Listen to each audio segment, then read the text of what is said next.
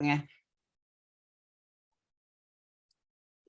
All right, now we are officially recording. So with that said, my thought process today was, having spent so much time into targets and relevancy and kind of the foundation of clarity with unwrapping over this series, that we would use this session to talk about what I think can be the most powerful engine of the whole clarity process, which is success criteria. And I just want to make sure that that's good with everyone. Is that okay for you, Tim? That sounds good. Coolio. So with that said, let's get into it. So we have a learning intention today. It's pretty tough learning intention. Why does this do this? Have you guys ever had that thing where you put it into present and then there's this green frame and it doesn't show everything that's on your slide? You ever had that? Do you have a PC? I have a Mac. Oh, then that's weird. Yeah, because I've had it happen to my PC, but not on my Mac.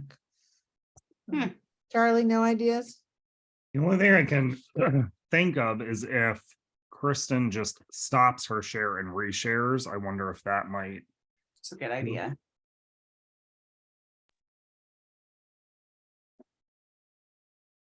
Sorry to be that person.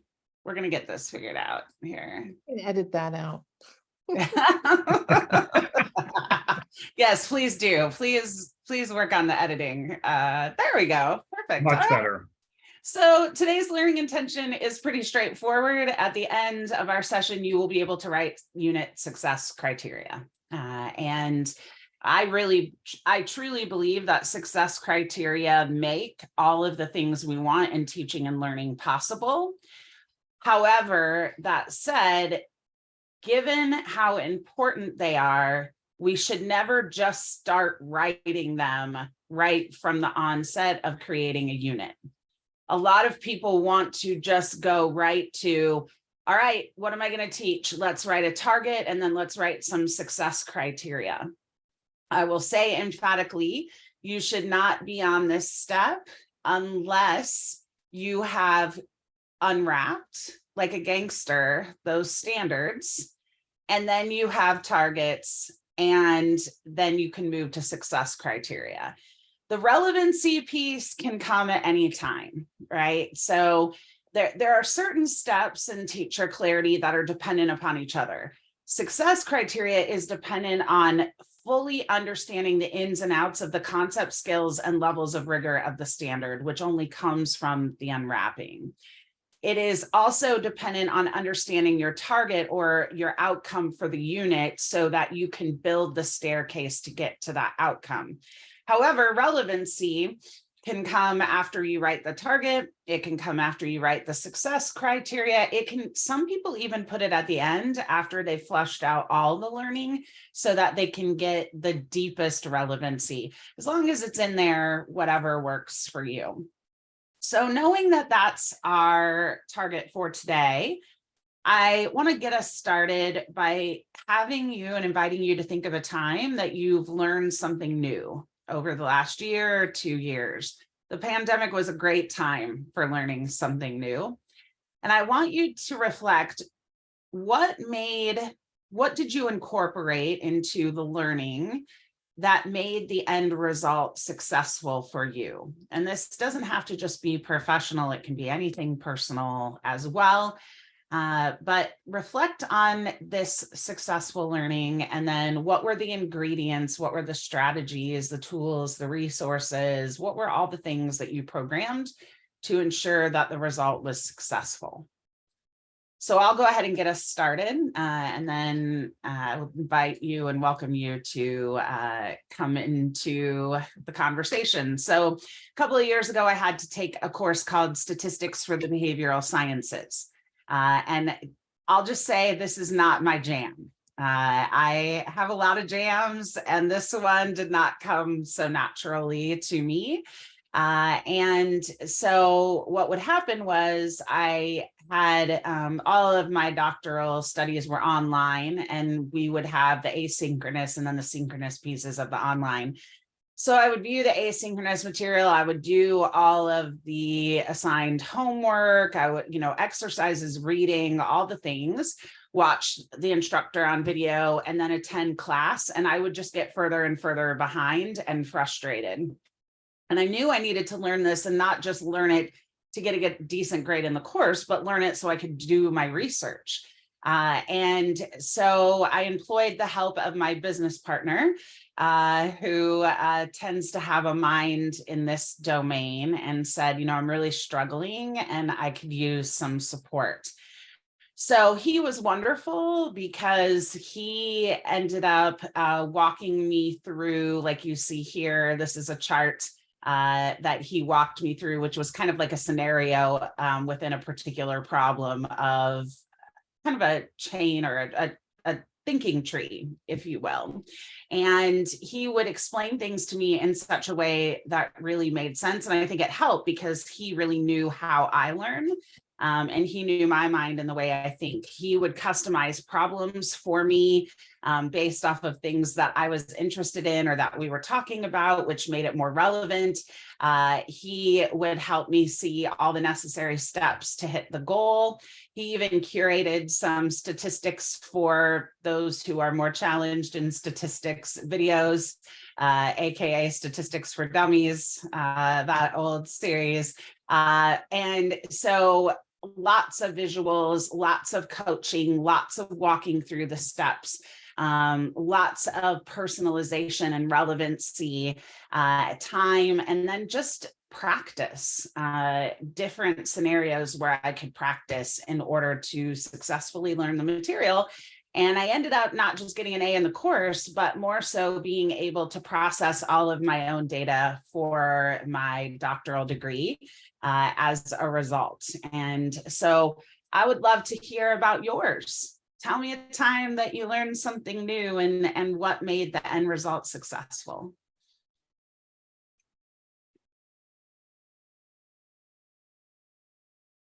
I'm not thinking of anything in particular, but I know, like, for me, when I learn something new, it's a lot of, first of all, kind of knowing the direction that I'm going and having an idea of what the purpose and what the end result should, what I'm aiming for. I like, when I learn something new, I like different resources, like this, if I'm trying to figure out something that I don't know, I love YouTube, stuff like that. And I love trying to just figure things out based on looking at different resources and then trying to gather the information to try to decide, like, if I'm learning how to do something, what's the best way to do it? And then, like you said, practicing. Practice, let me try it, see what happens. If I don't get it right, let me keep trying it. Let me check out other resources, let me talk to other people. And then just keep trying until I get it to the point where I want it to be. If I'm learning new information, like, like more knowledge, I again, I like different resources, because sometimes when you look for knowledge, you get various, you get knowledge that from different viewpoints, and you're not sure exactly what to follow and what's true, what's not true. So I always like looking at lots of resources to try to, come to the conclusion of what's the best information and what's relevant to me. And that's, I think, the hardest part is looking at, there's so many different viewpoints and different things, especially now with our political environment and everything. There's so many different viewpoints, and trying to understand the viewpoints and trying to figure out what's right and what's correct and what's incorrect, by looking at different sources. I think that's super important. And not just what's correct and incorrect, also, if we don't know it, how do we know if we need it or not? Right, yeah. It's like my iPhone guides everything I do right now. And, 10 years ago, I never would have told you that this thing was going to run my life. Like, I didn't know I needed it. And that's sometimes when we're learning something new, we don't know what we need. And so it is a trial and error type of thing. Like, as you're talking about sorting through information, it is a trial and error for sure. thank you so much for getting us going with that.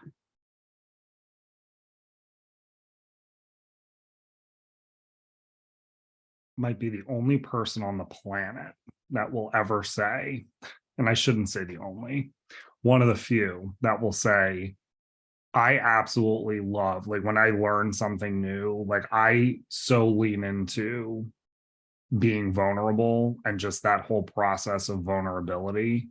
Mm. I don't know why. I don't know what's conditioned myself. Like, I don't know how I've conditioned myself to like be okay being vulnerable with people I know and people I don't know. But I truly feel like curiosity and questioning, like a lot of what Tim said, resonates with me because I feel like you're not going to get to what your goal is unless you focus on being better today. So in order for me to do that, I need to be vulnerable, number one. Number two, I need to take risks. And number three, I need to be okay with failing forward, just in terms of learning from my mistakes and having those light bulbs go off at any point. And this is personal and professional, because I'm sure there are things that I've done at home where I failed forward many times, you know, being married, and it's taken, you know, not stereotyping, but as a husband, it might take me a couple more times than maybe it would take my wife to realize that something is not working the correct way and I need to make a shift. So I feel like those pieces, the vulnerability, the curiosity, the questioning, being comfortable with trying things, realizing that, you know, maybe mistakes are being made and you're kind of being cognizant of them and adjusting course, because you are, at the end of the day, we're all trying to be the best versions of ourselves. And the way to do that is to feel like you're moving a step ahead in the learning process, that you are leaving one day and starting a next day, knowing that you're starting that next day at a better place than you were when you started the previous day. Yes. I really like how you tie new learning to vulnerability, because that is the center of it, right? Is, you know, a lot of people would call themselves learners, but to be able to admit and say, I don't know, and I still don't get it, that definitely requires heaps of vulnerability. And I think that can immediately be a problem for some in learning something new. For whatever reason, they put armor up and determine that they can't let someone into the fact that they don't know. The last I checked, there's, you know, the more I learn, the more I know I don't know. There's so much to know. So thank you for making that connection. And then also with, you know, risk taking and getting yourself back into the arena. And I think, you know, what you were talking about, where you said, I don't know where it came from. I think you're a problem solver. Like, you know, when you were talking about curiosity and when you were talking about, you know, asking questions, and yes, you're curious about the world. I think also because you desire to leave the world in a better place, right? Like you have this problem solving thing about you, which is fantastic. And wouldn't it be amazing if our students had those dispositions, right? Not just vulnerability, but curiosity, questioning, problem solving. Like, you know, those are the things the workplace is begging for sure. And isn't it interesting that it's all centered around learning? Tanya, I see you unmuted as well. Mine is it's not educational, but something that was very important to me as far as learning was learning how to bake bread, Ukrainian Easter bread. And it is Ooh. not, yeah. Just real quick background, it's a recipe that's not written down anywhere, that you can't find, like the recipe that our church used. And so it had to be communicated side by side from my mom to me, right? And like she tried to recreate it, she tried to write it down so that, you know, as a married mom, and I could like try and make it on my own. But there are 2 times a year when I make bread, and those are when you can tell the phone calls go back to mom, right? And I'm constantly calling, and you know, each step of the way, mom, does the yeast look right? Like I think about what the process was like 10 years ago or 15 years ago before the iPhone, right? I would just describe to her what I was seeing, and now with the iPhone, I can take pictures and say, so do you think the yeast is going the way it should be? Or, you know, I can ask her. But I can honestly say that now that I've put that on to, like, now that I've taught my daughter that skill, I don't call my mom. I mean, I call my mom so she feels good, but I don't. I was just gonna Oh, ask that. I was I- wondering if that was the purpose. Yeah, like now it's like, you know, to reinforce for her what she accomplished in me being able to do it. But now I've turned that skill over to both of my kids. And so now you know, I think I learned the most when I turned around and taught it to my children and was anticipating what their questions were. So there's that cycle of reflection that occurs after the learning that you know, you're always constantly refining, but in sharing that new learning with somebody else is putting you into a position where you have to verbalize all the pieces, and you have to have all the resources kind of very conveniently at your fingertips. Whereas when I was making the bread, you know, I was calling and saying, okay, it's risen. I think it's high enough. I'm ready to punch it down. Do you think it, you know, and I can remember thinking I need to run up to Carnes and get some more ingredients because I messed up the first batch, or I didn't have enough, or whatever. So Do you know what's interesting about the example you chose is success is in the head of the person who is passing on the recipe.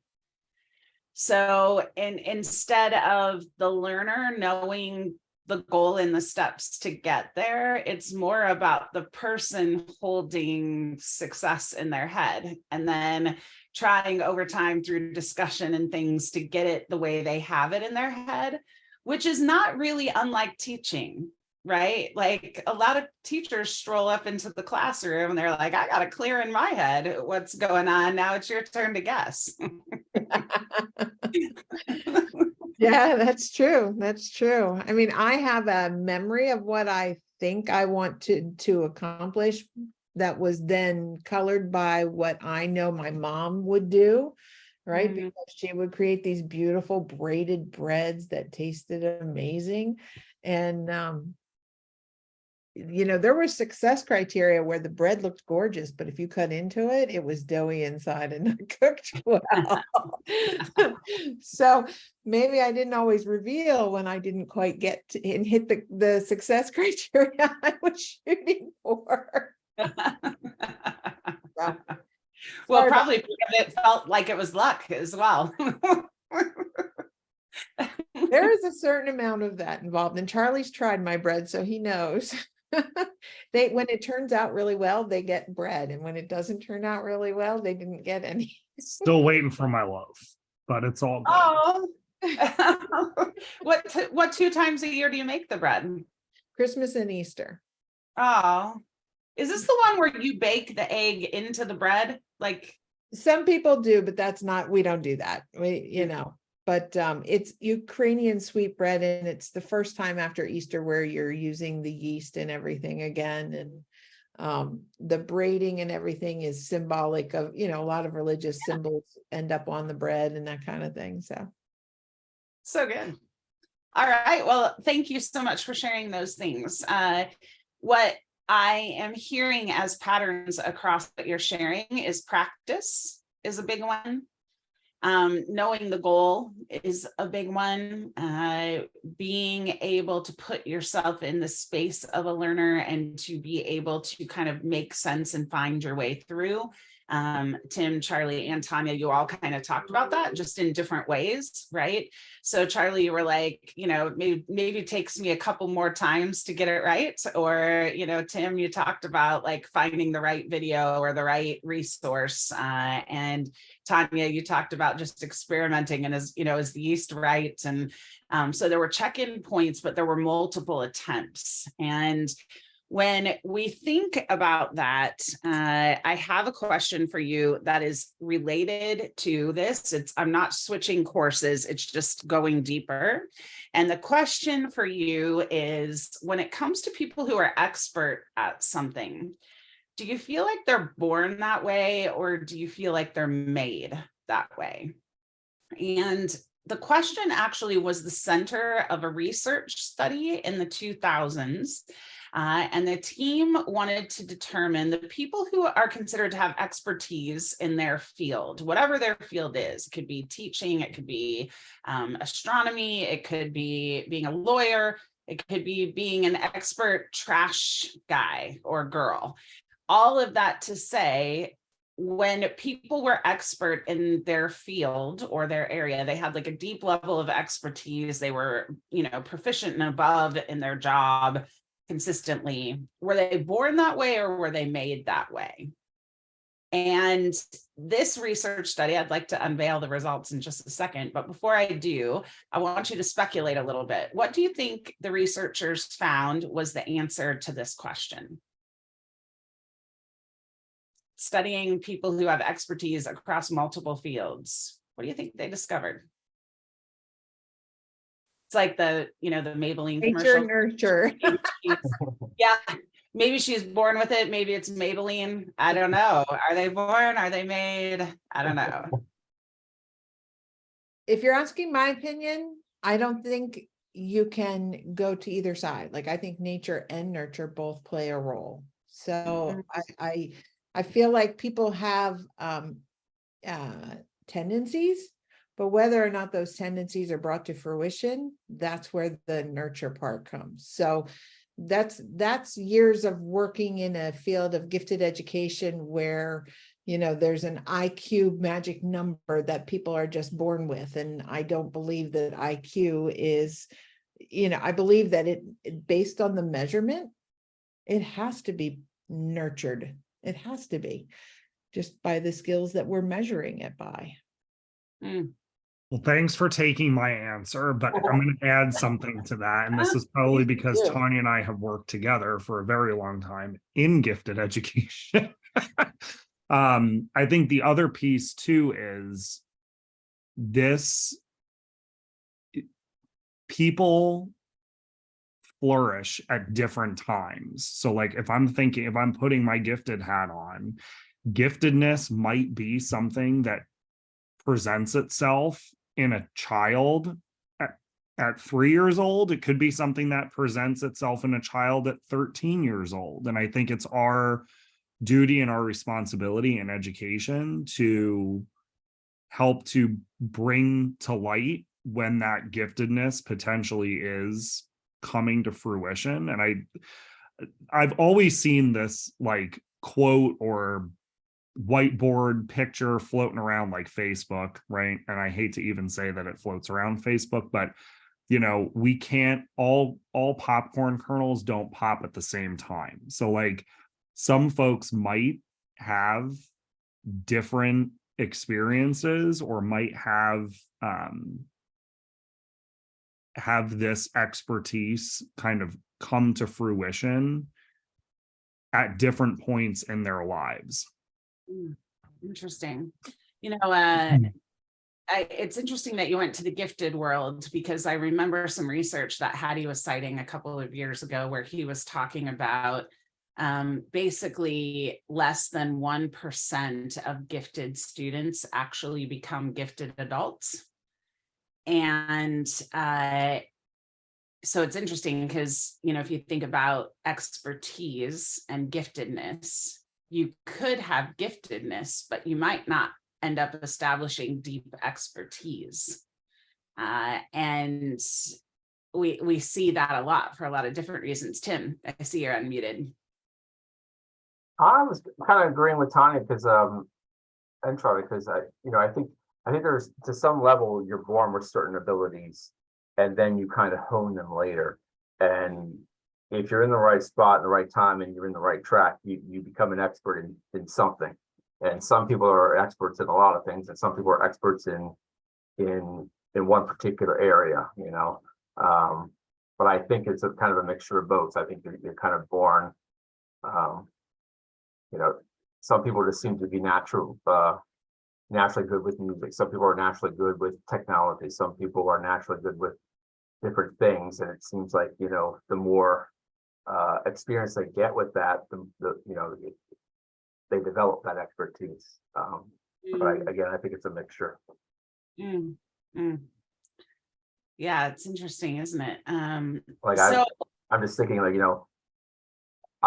growing up, I was always good at like taking things apart, putting them back together, but I can't play sports. I'm no good at it. Some people can rattle off statistics and names, and I'm like, I'm not able to do that, but I can figure out mechanical things and technological things. So I think it comes from a little bit of both. But in my family, all of my family, my brother played sports, my sister played sports, my parents watched sports and all that, but I can't do that. This is not something that I was able to do. Do you know what's interesting is every time I've asked this question, sports are the first thing that come to people's minds. And even for me, because I'm a crazy Denver Nuggets fan. And so, the Nuggets just won their very first championship last night in franchise history. There may have been some crying on my behalf, some screaming, some other things. But all of that to say, I was immediately thinking of Nikola Jokic, and many people are saying he's the best player right now in the NBA. I know some of you Embiid fans don't really appreciate that, but all of that to say, they showed pictures of his childhood and talked about his work ethic over the course of his childhood and even now. And to the point where after every NBA finals game, or even in the road to the finals, right after their team meeting, after they would win or lose a game, Jokic was the first person to go to the weight room and complete his routine, right? He's the first person there in the morning getting ready for the game and the pregame routine. He's the one putting in 2, 3, 4-a-day practices consistently. And the Nuggets were talking about that a lot last night. Like, no matter who you interviewed, they're like, 3, 4 years ago, we knew 2 years ago as a franchise, we were going to win the title.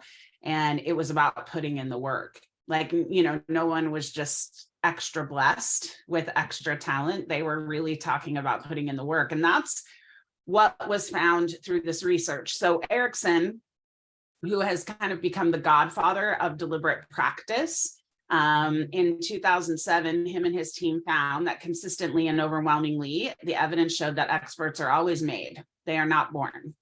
Now, there are certain attributes, like if you wanted to become a center in the NBA and you are born to max out at 4'10", you probably are not going to develop that expertise. But time and time again, it was because of deliberate practice that helped people get to that level of expertise. And this research really, fits very hand in hand with things like Malcolm Gladwell and the work that he put out in Outliers, where he talked about, 10,000 hours can get someone to a level of expertise in an area that they don't normally have, or Carol Dweck's mindset. But the idea here is that if you engage in deliberate practice, which is practice outside of your current skill level, but is not so high that it is beyond you, which, if you guys remember that dude Vygotsky and his zone of proximal development, that's where deliberate practice lies, is that area that you can't do now, but you could do with help, that zone kind of right in the middle. And so it's the work that we put in, and specifically a routine of deliberate practice that can develop expertise. And for me as an educator, that's really important, because we need our students to develop expertise in the skills that we need to guarantee that they have and that they transfer. Knowing that the highest form of learning is transfer, the ability to use a skill in any context, any subject area, any aspect of their lives. Deliberate practice really is the key to that. And there are lots of research studies around practice in our field, particularly like in looking at learning science. And there's different types of practice. There's mass practice, where you do all of your practice like furiously at one time. Like if you ever as a kid or have helped kids do like flashcard review for multiplication tables, that's kind of mass practice. There's also, and mass practice yields about 1.5 years growth over a year's time in the research. And then there's space practice. And space practice is I practice some, I allow space, I practice some, I allow space. And that is also about 1.5 years growth over a year's time. But deliberate practice consistently in the research is a little over 2 years growth over 1 year's time. It's the most powerful form of practice, but it involves a specific routine.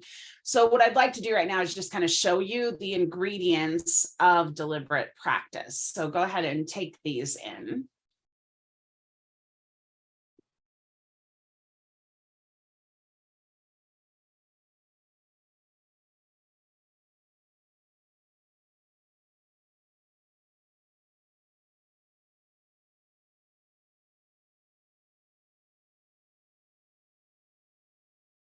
So looking at these ingredients, let's go back a minute to the scenarios that were in our minds when we learned something new. Did you hit any of these components of deliberate practice when you were talking about learning something new? What stood out to you?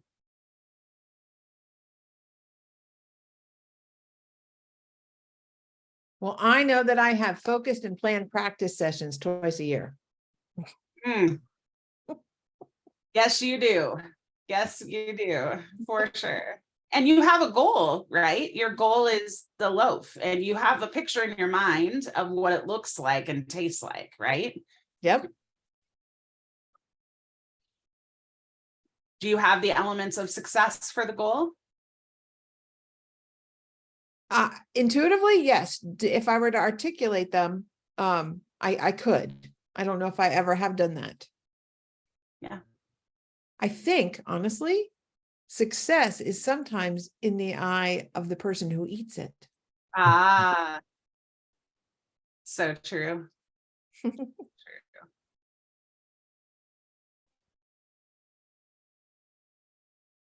Anyone else? Any areas that you focused on or that you didn't focus on? Let me ask it another way. Oh, go ahead, I Charlie. think, number one and number two, when I first had talked, I said about kind of knowing what direction I'm going in and what I want to accomplish. And that's important to me because it makes it relevant to me, first of all, but it also kind of gives me my criteria, like how do I know when I've gotten there? But and also about the practicing and then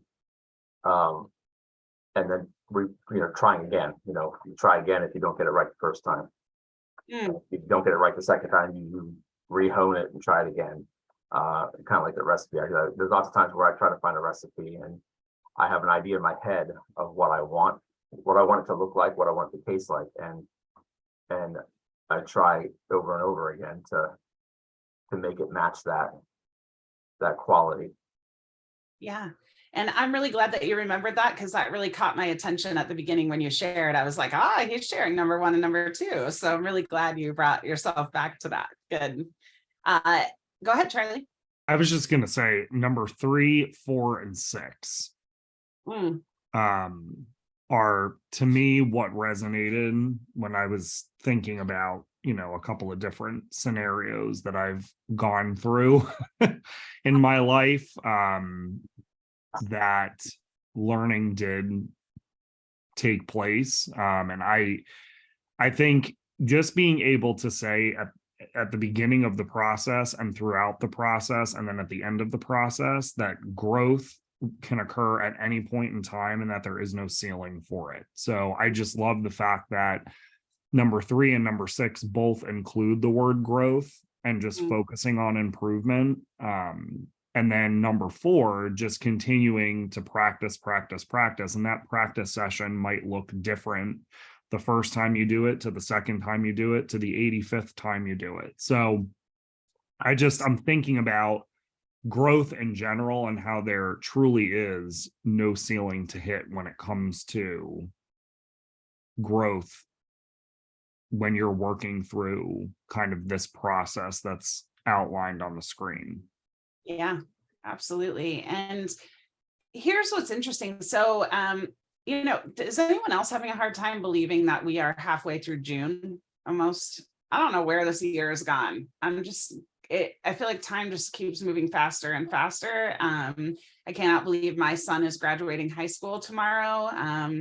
I went with him yesterday to his after his graduation practice, they had a walk to remember at their old elementary school where they all put on their gowns, walked through the school, and all the kids made them signs and were singing songs to them. And it was, I cried a lot yesterday afternoon. I'm not even gonna lie, because I just kept thinking like, oh my gosh, I just remember being there at that school with him not too long ago, and here we are like at this milestone. But anyway, I think I needed to get that out, so thank you for listening. When I think about it, I think about February 15th. February 15th felt like it wasn't too long ago, but yet it was 4 months ago. But February 15th is a very significant day in our culture. Anybody have any idea what happens on February 15th? It's 2 days before my birthday. Well, see, there we go. It's before the penultimate day of your birthday. And what else? Is it something to do with Valentine's Day? Like, do people break up the day after Valentine's Day? I don't know. Yeah, or they're on a sugar coma, or they're in love. There could be a lot of things. February 15th is significant because in the research, people have noted that February 15th is the day where 80% of New Year's resolutions have died. That by February 15th, 80% of New Year's resolutions have died. And it's not because February 15th is the day that kills all dreams. It is because oftentimes New Year's resolutions are missing everything from 2 on. Like, people are really good at 1 at the New Year time, right? Like, I want to lose 15 pounds to rock a bikini in Bora Bora, or I want to, get to the gym, or whatever the case is. And so the novelty of it, especially after lots of indulgences of the holidays or winding down the year, however, the novelty of it gets us excited, but it only lasts so long. A lot of people are even missing, like, okay, well, if I'm going to hit that goal, what are all the things I'm going to do? What are my results indicators that will let me know I'm getting closer to the goal? How am I measuring my success? Let alone thinking of it as practice. So what happens is, you set the weight loss goal, or you set the bikini goal, or whatever the case is. And then as soon as the new Valentine's candy is released, or you have a slip up and you get that pint of Haagen-Dazs and you start eating, you think you failed because you don't think of it as practice sessions. A lot of people tend to think of it as all or nothing, right? So I was eating well, then I engaged in the Haagen-Dazs, then I failed. So I might as well just keep failing. Because there is no cadence, right? So then you just kind of keep going forward in that motion. Imagine if we went about this type of routine with every goal we were working on hitting, like any goal that was significant to us, including learning, right? Because most goals are about learning something, acquiring something in a process. If we were to treat classroom instruction in this cadence. And the reason why I wanted to bring this up is, 1, I think it's absolutely fascinating on several levels. But number 2 is the elements of unit design are directly correlated to the ingredients of deliberate practice. They are actually inextricably linked. So when we are asking people to develop units of study, it's not just some teacher punishment that we contrive in teacher education school, where it's like, you got to make the 15-page unit. It's actually based off of human science and research of developing expertise, developing knowledge, and developing skill. And so what I'd like to do is I'd like to invite us to go through each of these 7.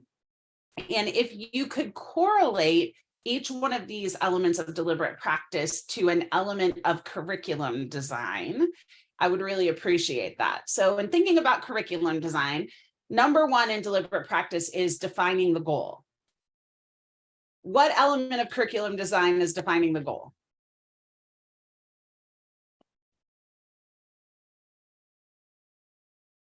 So, so it's unit, right? Or is it at the unit level or is that at the?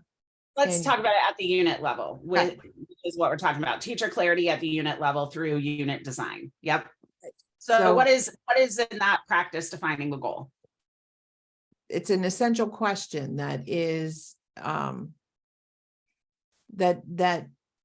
I always think about 10 years from now, what is it we want them to remember about this unit? So what is the learning and the experiential and the meaning part that you want students to have after you're gone?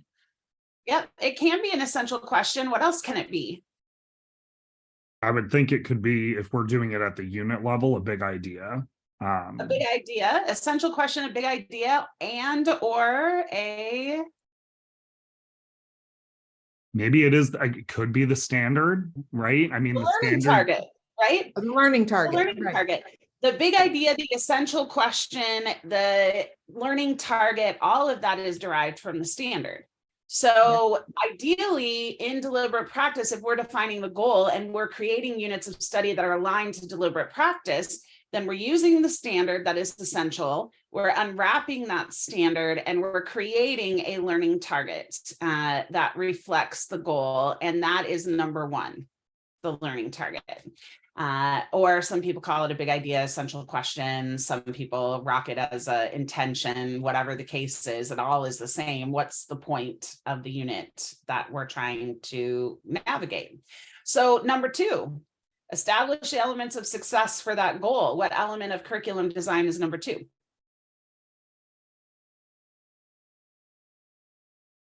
Is that the assessment or Not yet. the criteria for the assessment? Success criteria, yes. So if the goal is our end destination, then the success criteria are the steps to hitting that goal. So this is why success criteria are so powerful, because a goal by itself actually does not provide hope. It's the anti-hope, because the goals are too big and people don't know how to get there. But when you put in the success criteria and you say, okay, here are the ingredients that you need to hit the goal, then you are giving little elements of hope that if I do this, I'm getting closer. If I do this, I'm getting closer. And it's number two of deliberate practice. So then how in curriculum design do we determine where there is a need for growth and improvement? is that your formative assessment? Correct. Formative assessment aligned to each one of the success criteria. So ideally, we have a pre-common assessment and a post-common assessment, which are the bookends for our unit of study. They're the way that we measure growth pre to post. We assess student needs at the beginning, and we determine what the final evaluation is. But evaluative assessment isn't enough. We need to know with each success criteria, are students getting it or are they not getting it? And so what we're talking about too with these pre and posts are quick check formative assessments that really help us determine where students need to grow and what are the areas for improvement. So that is number three. And then what about engaged in a focused and practice session?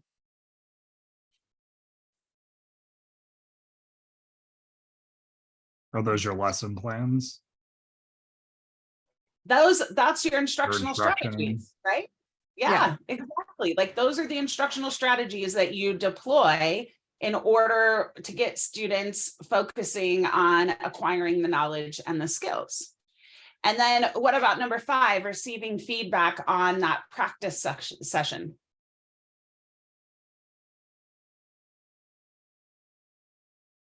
So that's the constructive guidance to tell you what it is you need to improve.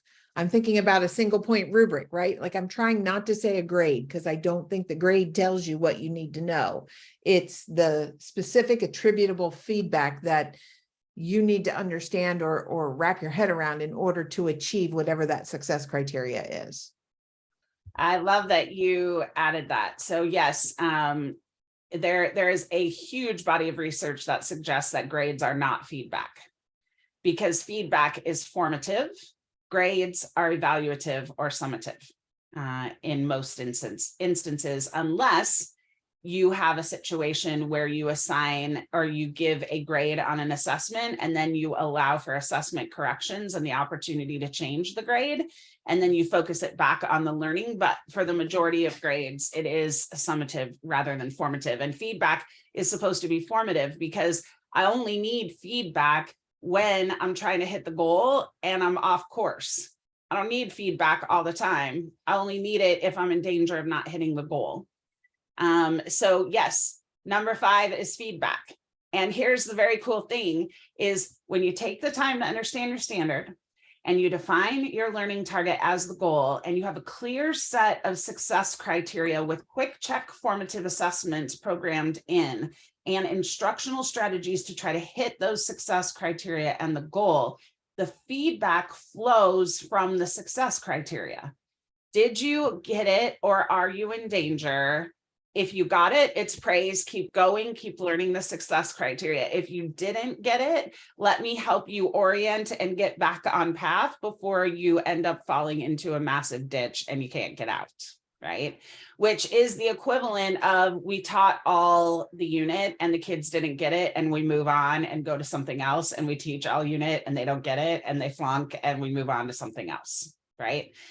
So number 6, reflecting on improvement and growth after each practice session. What's that the equivalent of in the unit process?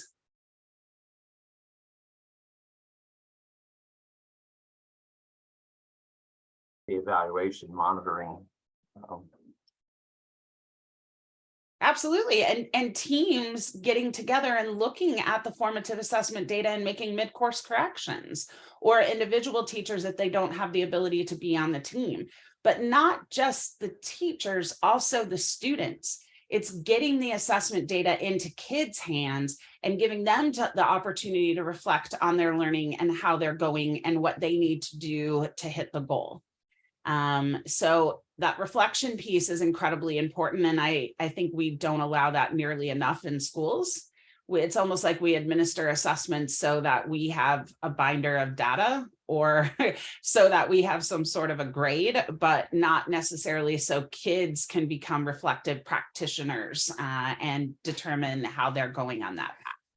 And then when we plan the next practice session, it's getting right back into our PLCs and creating the next unit of study, or determining our kids really aren't getting these success criteria. So we need to form new strategies. We need to form new ways of getting this goal, because getting the goal is not an option. And so this 7-step deliberate practice process is supposed to be PLC protocol. It is supposed to be unit design, which I think is a really interesting correlation. And honestly, when I made it, my mind was just blown. Any comments, thoughts, or processing around this piece?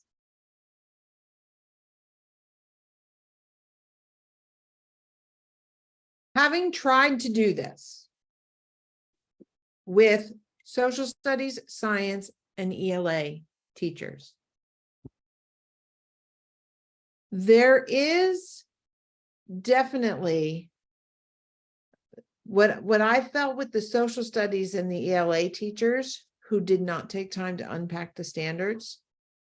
Success criteria tends to be very low level rigor, and you have to have a skill conversation that is really uncomfortable. And I like, for instance, I'm just like, I did this with some social studies teachers who wanted to look at social change during the 60s. And so right away, they were starting to identify all these events and these people and these social events that occurred, that in order to understand the tumultuous and evolutionary period that we call the 60s, every kid had to know about each one of them. And so it came down to know, rather than the skill of being able to look at an event that occurred during this time period and being able to identify well, who were the change agents? Why was there change? What was the conflict about? Like, so I think that this in theory sounds really simplistic and would love to do it, but I think wrestling away from teachers their traditional notion on what are success criteria and trying to get them to articulate that is incredibly difficult because they have been, sorry. Go No, ahead. you're great. I love that you brought up that example because that example is fundamentally flawed from the very beginning. And here's why. This typically happens in social studies because they focus much more on content than they do on skills. So one of the things that I've been doing around unit design with social science is getting them to focus on skill-based standards, which typically come from the Common Core ELA content area standards, as opposed to the content standards. Because if they focus on content standards, then of course their success criteria are going to be about all the elements of the content, but the kids are actually not going to develop any skill. So the first part, the place it starts is what standard they're picking. Then the next place it goes from there is, are they unwrapping not just for concepts and skills, but also for cognitive rigor? Because a lot of unwrapping models are very flawed, that they're either only concept and skills, or they're just having them put a DOK number in a chart or a column. But if you remember correctly, the Hess's cognitive rigor matrix that we kind of explored, I think it was our first or second session, that's where we really understand what that skill means and what it looks like in application at that level. And we get much better success criteria when we use that tool. And as I was just mentioning, you know, when we were kicking off this session, it is really tempting for people to want to dive right into the target and the success criteria and either short shrift unwrapping or not do unwrapping because they think it's tedious, but it's the unwrapping that actually creates the quality for the rest of the process. And in this deliberate practice frame that we were just talking about, you know, the elements of success for the goal being success criteria, your formative assessments are derived from your success criteria. Your feedback and intervention and enrichment come from the attainment or lack thereof of the success criteria. All of the things that we want, even your tier 2 and your tier 3 intervention, should come from the attainment or lack thereof of the success criteria. So getting that success criteria right is fundamental, which means spending time in the front end to ensure we've picked the right standards that can give us the best leverage, and to ensure we fully understand the ins and outs of those standards. That's where the quality of the success criteria come from. And then I've got a couple of tips I'm going to give you as far as then what we need to ask ourselves or do in writing that criteria. But I love that you brought that up. I don't know if that addresses what you're talking about, but those are the two things I heard. Anything else that's coming to mind around this, or questions that are just popping up before we move on specifically to success criteria?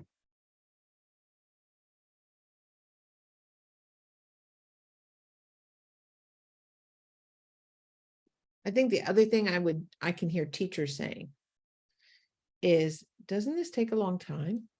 Yeah, it sure does. It absolutely does. Like I do not try to sugarcoat this at all. If you want to make units that are high quality and then work those units through your PLCs to see if they're actually working and getting the results that you need to get, and analyzing student data and making decisions, it absolutely takes time. And the best thing a school can do is give heaps and heaps of time, and also scale back the number of other initiatives that take time away from this. There is nothing more important than this instructionally, because this is tier 1 instruction. This is the first best instruction for all students. You cannot plan intervention and enrichment without this. You cannot work on the nuances of, you know, like, we're going to get into problem-based learning. We're going to do this. We're going to do this. If you don't have this, it's really hard to get into all the other components. So there is nothing more important instructionally than this. So therefore, what's taking all of our time, and where can I give teachers time, and how can I get them more time to incentivize it? And then finally, it's not a one-year goal. Honestly, it's a 5-year goal at least, because working on this unravels all kinds of things, from the quality of our assessments to the way that we talk about data, to our grading practices, to our homework practices. Like, this unravels everything, and you need a good amount of time to kind of see and follow this through if you want to do it right and well. And all of that hard work is absolutely worth it, because if you look at the data, teacher clarity is a 0.75 effect size, or 2 years growth over 1 year time. And if you look at each thing individually, or each component of that, teacher expectations alone for students, even when students don't have their own expectations, just holding out the goal that you will get the skill, that's a 0.43 effect size, or 1 year growth over 1 year's time. Then when you just give kids success criteria, nothing else, if you just give them success criteria, it's a 0.54 or 1.25 years growth over a year's time. If you gave them worked examples only, which are just examples of them hitting certain criteria in order to reach a goal, then that's a 0.52. When you mix the two together and you provide the target, the success criteria, and the worked examples alongside, it's almost 3 years growth over 1 year's time. So yeah, it takes time, because the growth is no joke. If you have all of those pieces in place, it's more than worth it. Comments or thoughts around that? I just want to say, Tim, this is why I feel so affirmed that we're taking the whole year to do the unit, to do that 1 unit right by the end of the year. Like, I just feel like you just validated for me what we kind of set out to do. Yeah, that I agree with that, because that kind of makes the map that we set out make even a little bit more sense to me, to be able to explain it to the teachers when they come back in the fall, and let them know that this is this does take time, and we're giving you that time to do this, because it is going to be something that we're not expecting you to implement it on August the 22nd or whatever the first day of class is. You're going to be doing it bit by bit by bit by bit until we're ready at the end of the year to start it out. And it sounds like you guys have done a great job of planning out this next year. And one bit of feed forward for you would be, I recommend rolling it out in light of a larger goal than the year. So what's your ultimate goal? Like, at the end of 5 years, is your goal to get kids to own their own learning journey, for example, to have a certain guaranteed set of skills where they are ready for whatever next step is theirs in the world, and therefore own their learning? Well, if that's your goal, year 1 is getting the unit components down, creating a unit. What is year 2?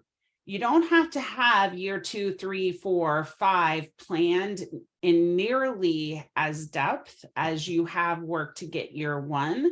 But if they can see, this is not going away, this is not a fad of the year, this 1 year is leading up to something that in 5 years, this is the ultimate dream, which all of us can get behind, right?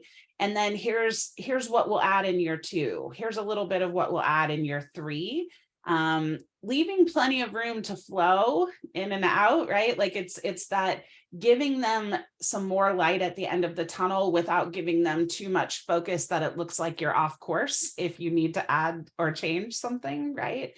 But making sure that it's not just 1 year contained, but it's giving them this notion of, we're gonna double down into this. This isn't going away, and so you're not getting out of it. Because I know some people really believe that, especially the longer they've been in the field, that educational trends kick off every beginning of the school year, but if they just write it out, the next trend will come on. Right, the school year will end and then they'll never hear it again. But yeah, I think ultimately, for us, it fits a lot of goals that we have. Part of which is just trying to make, making curriculum a little bit more relevant to the students, but so that they can see things aligning in different subject areas and not just that every subject has its own thing. And, why am I learning this? But, what we're doing in art correlates to what we're doing in history, which can correlate to what we're doing in English, making it more meaningful to them, but then also getting our teachers to collaborate more, and understanding that what they're already doing does overlap, and trying to maybe deliberately look for those overlaps and make more of a direct connection for the students and for themselves in their work. Because, sometimes, I like when I taught math, some of the things that I did that were also going on in the tech ed room, but we didn't always know what and when and how. Like sometimes a teacher would teach fractions or something like that, which is important for measurement in tech ed.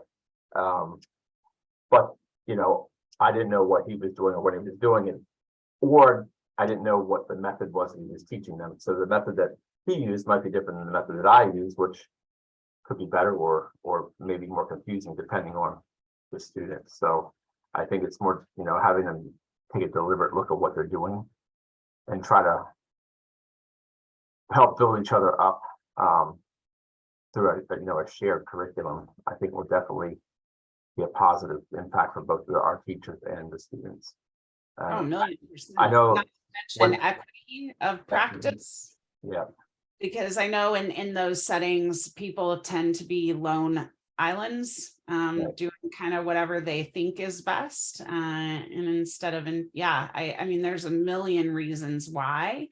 And I think just making sure that when you kick off the year, that it's always included in that bigger picture as seen as one step into that bigger picture. And I know you know that because you're a seasoned leader. I just I'm invited to a lot of back to school PDs, and I see a lot of people fail miserably at the beginning of the year when they're trying to do something really good and they're trying to do powerful work. And it's just, that way that we encapsulate it means so much. So it sounds like you are like a wizard and you've got it all down. So excited to see where that's going to take you guys. And yes, it's good that you're taking your time. The more that you can take the time and get the practice down, the better.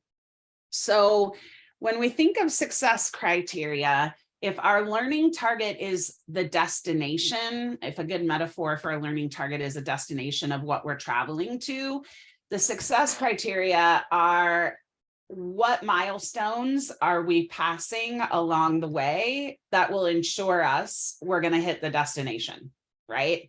So all of you have been to Hershey Park, I imagine, right? And some of you may have some season passes.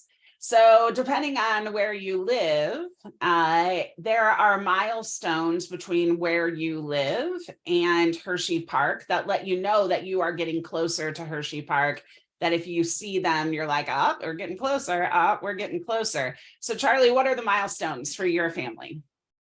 Well, the first one is getting on the highway and then getting off the highway. And seeing the welcome to Hershey sign. Big one. And then when we drive through this one neighborhood, because we go in like the back way, you can actually see one of the roller coasters when you like crest over this hill. And my son always makes it a point to share what the roller coaster is, how tall you have to be, what size candy bar you have to be, that he can't ride it yet. And then he knows once we go under the bridge and we make our left that we will be in the parking lot and ready to rock and roll. What size candy bar you have to be? They have different. That's so adorable. So your height requirement, you're either a miniature, a Hershey Kiss, a Hershey bar, a Reese's Cup, Twizzler, Jolly Rancher, all that stuff. Oh my gosh, that's so cute. I love that. And yeah, you just nailed it. Like, the power of milestones for people who are on a journey. Like, even as an adult, there are certain places that I go to where I'm like, oh my gosh, I'm getting close. I just saw this, you know, and the excitement that can be filled, whether it's passing under an overpass or getting off and on the highway or seeing the roller coaster or seeing the welcome to Hershey sign. That provides joy, but also affirmation, like I am getting closer to the goal. And there are some educators out there that worry that when we create success criteria, we're becoming too prescriptive and we're taking the joy out of learning. And the science behind it is actually the exact opposite. The more milestones we hit on the way to the goal, the more joy is infused, but also the more motivation increases. Like, you know, we talked last time about how we're in the middle of a motivation crisis.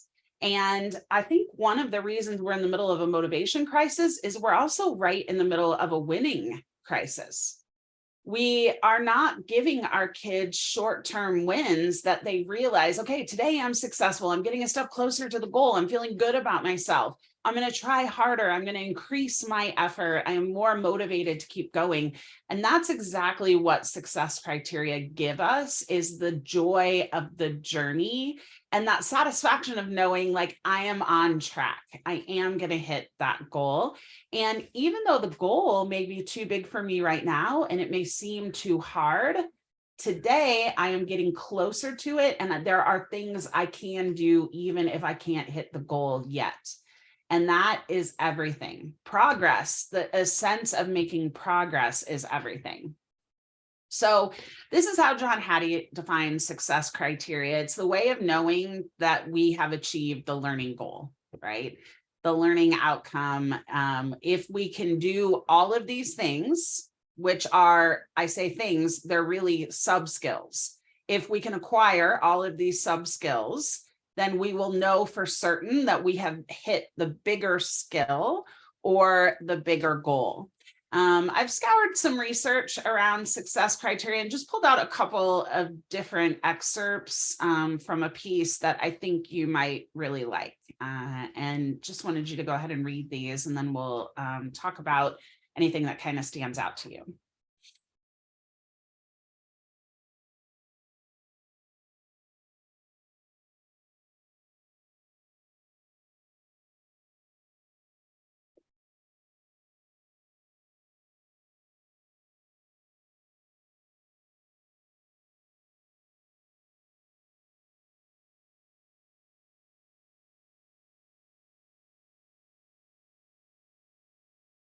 What's capturing your attention or popping out at you as you're kind of reading these excerpts about success criteria?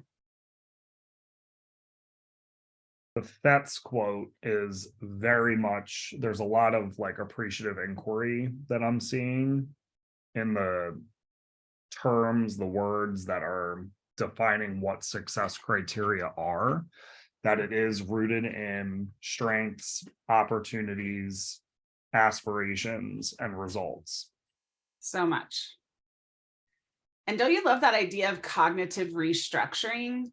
Like, and especially for kids who over the last several years have felt like they are not successful.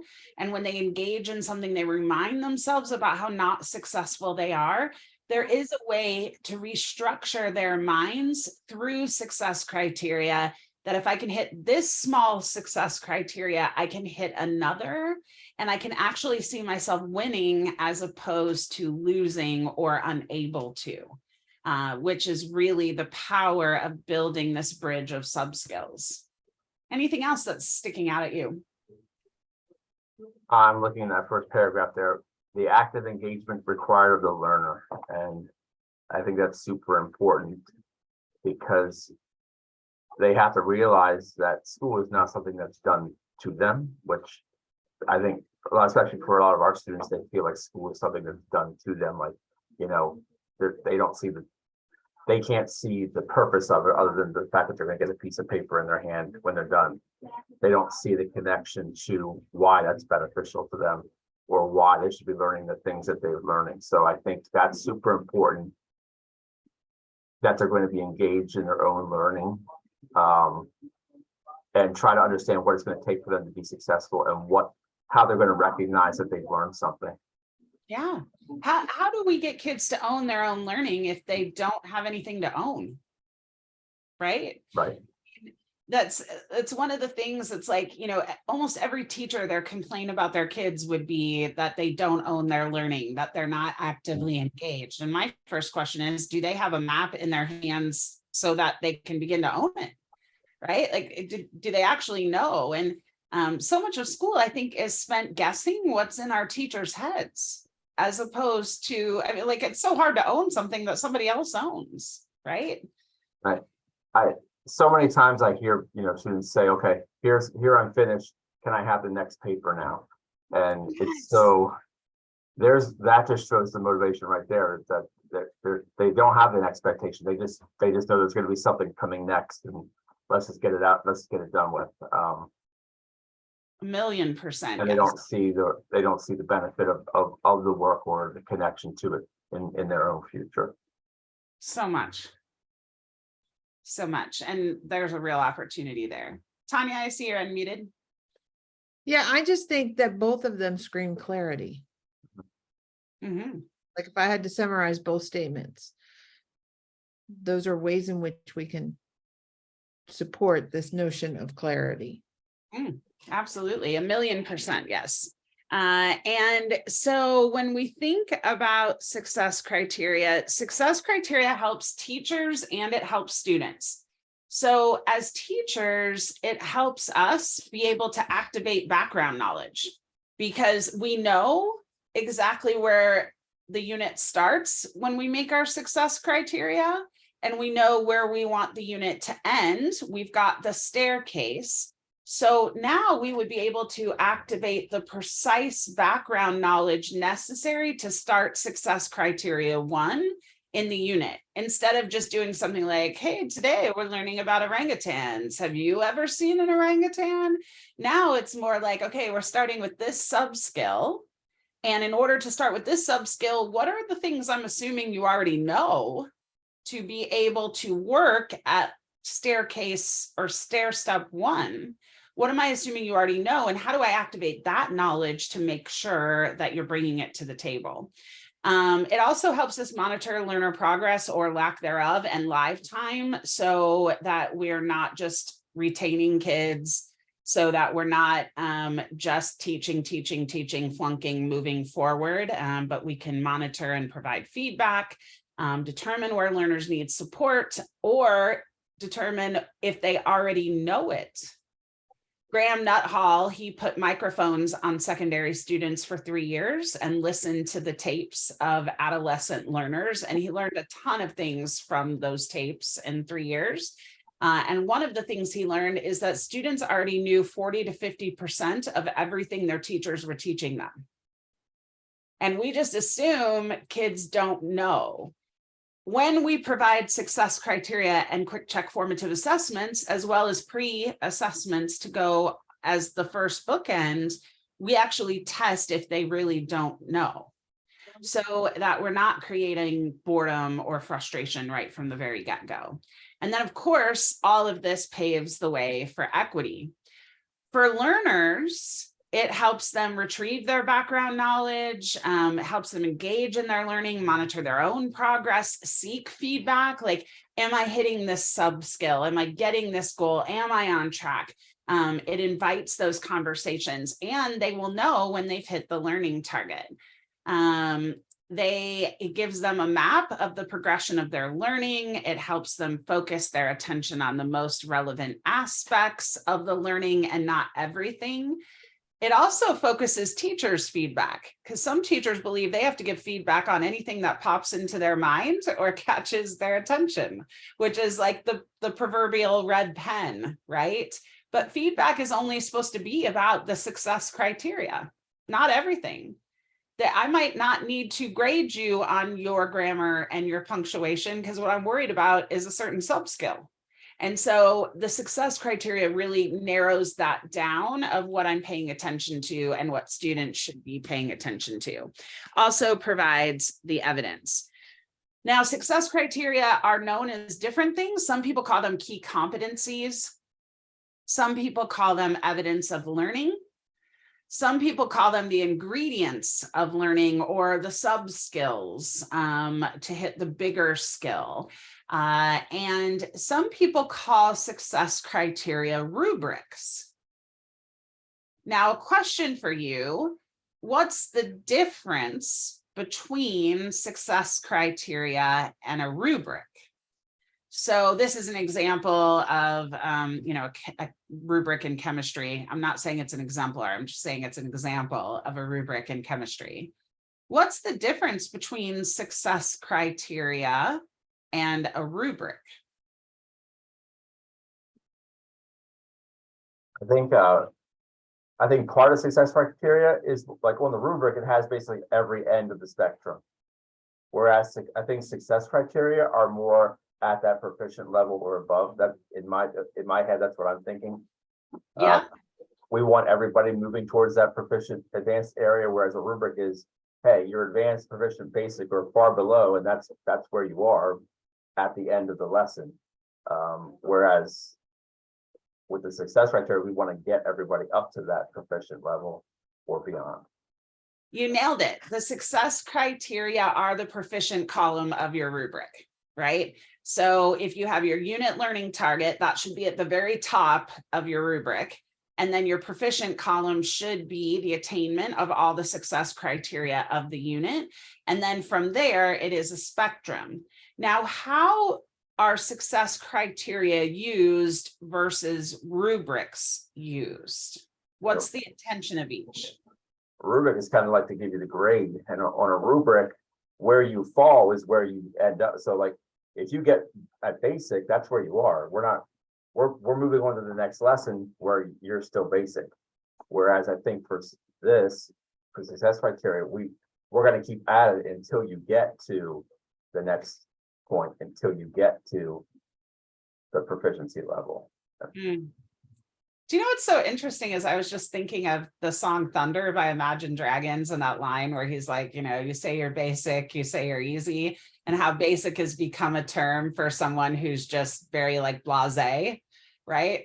And it's interesting to me, like, did that come from the rubric movement? Like, how did basic become a term to describe someone, just as a side point? But you nailed it, Tim. Like the idea of a rubric is evaluative in nature, right? We use it usually to assign a grade, to give the autopsy report, like you did your long writing project or your big project, and now here's your final grade. However, a rubric, just like an assessment, can be formative or summative. The idea of success criteria is success criteria are formative in nature. And most people use a rubric as summative. However, if your proficient criteria is your success criteria, if you're using the rubric every day to guide your learning, and you're working on a big project in conjunction, your rubric can be your success criteria. It's just a matter of how you use it. Just like any assessment can be used formatively or summatively. So that is definitely the role there. Charlie, I see you're unmuted, and Tanya, same. Yeah, I think for me, when I read this, what you have on here, it very much to me screams learning progression, and that it should be like a learning progression truly is formative in nature. So what you were just describing in terms of success criteria, we obviously have an operational goal in mind, or a proficient goal in mind for our success criteria. And depending on where students fall on this progression is going to give us information as the educator as to what our next steps are going to be, what alterations or accommodations or modifications or differentiation we need to do within our instruction in order to move students along this continuum to get them to what our look for is, right? What our operational look for is going to be, in order to say at the end of the day that this student knows, understands, and is able to do what's put forth in this success criteria and at this level of rigor. When I think about rubrics, it screams summative, right? It's something that's going to tell us at the end of the unit or at the end of compiling all of those unit success criteria together that our students either met the mark or they didn't meet the mark. So So- much. Nailed it all over the place. You guys are so winning today. You are hitting all the success criteria about success criteria and rubrics. I just had a little bit of an epiphany. Mm, So I like, is it Cindy Rodriguez, her single point rubric from mm, Delta Pedagogy? And in her single point rubric, you know, you have the proficient, you have the success criteria, and on the left-hand side, it's blank, and on the right-hand side, it's blank. So the rubric attempts to fill that in. What if on the basic side, as teachers are building this, they're putting in the common errors that they experience that are preventing students from establishing the success criteria? So mm. for instance, if, what does it say? Relate the position of an element in the periodic table to its atomic number and atomic mass. So under basic, it might say something like, needs to include both atomic number and atomic mass. Mm. Maybe what the student did is only include one. Or needs to identify the element that comes before and after the element that they chose, or whatever it is. Like, I'm all about trying to help teachers think through what are things they can do that will streamline the feedback process, but also provide clarity. So if they're thinking about what do I foresee will be the things that will hold students back from achieving that particular success criteria, Mm. have it pre-populated, then that could become kind of like a tool for students. Like, ooh, if I self-reflect, did I not do this? So sorry, just a moment of clarity thinking about how to help teachers No, develop. nothing to be sorry for. And that information also helps when writing the assessment items, right? Whether it's your pre and post assessment or your quick check formative assessments, keeping in mind some of the mistakes students consistently make so that we can craft questions to see if they will make those mistakes or not, and help coach them through it. Absolutely. 1,000,000%. That should be part of our train of thought. Tim, I see you're unmuted. Is that just a perpetual state, or did you have something you wanted to share too? That's just perpetual. I love it. Good. All right. So a couple of things about success criteria. First of all, it's important to remember that there are two types of success criteria. So there's product-based success criteria, which is very common in the elementary school, right? It's about the way the final product looks and feels. How many sentences? Is the handwriting neat? Did you have 6 sources of evidence? Like those types of things. It's all about the context and the task. It's not about the skill so much, okay? Then there's process-based, and process-based is all about the decontextualized skill or the learning target. So it is, what is the learning that is involved in the process of mastering that content? What does it take to achieve that skill or the sub-skills? The majority of our success criteria should be process-based. It does not mean that there isn't a place for product-based, because some final projects or writing pieces, for example, they warrant it. It's just a matter of saying, is the majority of the success criteria that we're putting out there for kids process-based and skill-based, not context or task or project related, appearance type of related. So with that, a couple other reminders about success criteria. All success criteria should be measurable and it should be actionable. And if it's not really success criteria. In fact, it must be that way because the next step after crafting success criteria should be aligning quick check formative assessments to each one of the success criteria. So if we can't assess it, then it is not success criteria. They should primarily focus on the learning and not the task, provide those necessary ingredients for hitting the target. And one common error that I see in a lot of classrooms is teachers positioning success criteria as an agenda or a set of instructions. So it's like they post the learning target and then underneath it says complete workbook page 68. You know, tell another person this, write a paragraph about this. That is not success criteria. Those are instructions or tasks or agenda items. It also should grow in level of complexity. So your success criteria should start with the lowest level rigor success criteria and should culminate in the highest level of rigor success criteria, so that by the time you're done with the last item on the list, kids have achieved the learning target. So it should grow from easiest or least complex rigor down to most complex, so that by the time they're done with the items, they have hit the target. One of the things I've heard about success criteria that I really like is success criteria are not a to-do list. They're not the task, they're not the instructions. They are a to-learn list. Not a to-do list, but a to-learn list. So here are the things I need to learn in order to ensure that I am successful.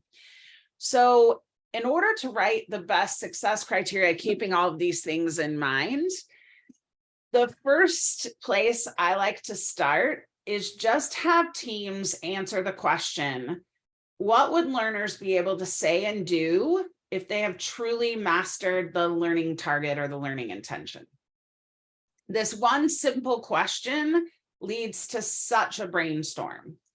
So the idea would be they have their unwrapping in front of them, right? They see their concept, skills, level of rigor, and then they just have like a blank Word doc or a blank sheet of paper, and the team brainstorms the answer to this question. So knowing the target we've just written, knowing our unwrapping, off the top of our heads, what would learners be able to say and do if they've really hit this goal?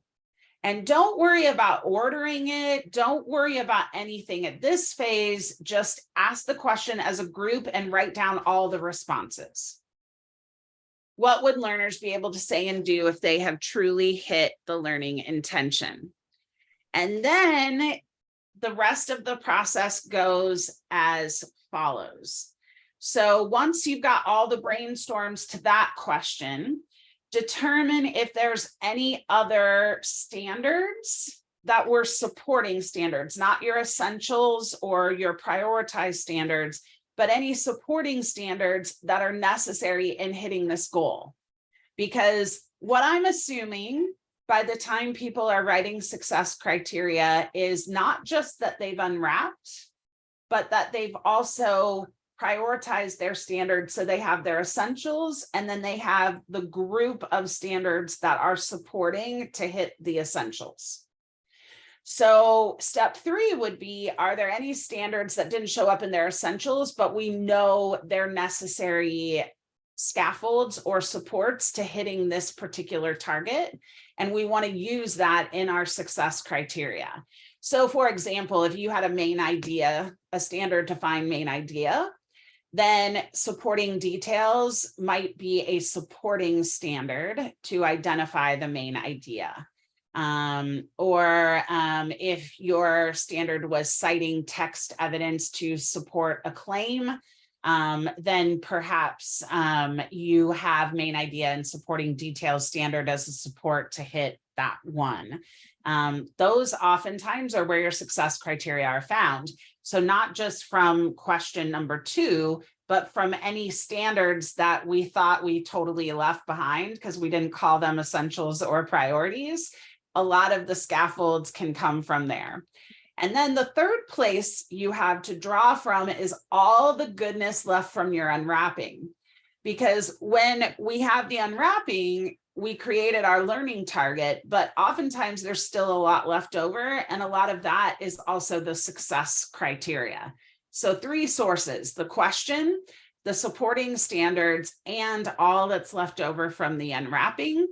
Then you kind of just have all of that. You make a draft of your success criteria. Again, steps 1 through 5, don't worry about the order, because the order tends to trip up creativity or getting all of the success criteria out. So steps 1 through 5 is just brainstorm, no particular order. Last item of business, put it in order of rigor from least complex to most complex, and hitting the goal by the time you get to the last one. This is the best process that I can come up with to creating success criteria. So let's kind of look at that in action. So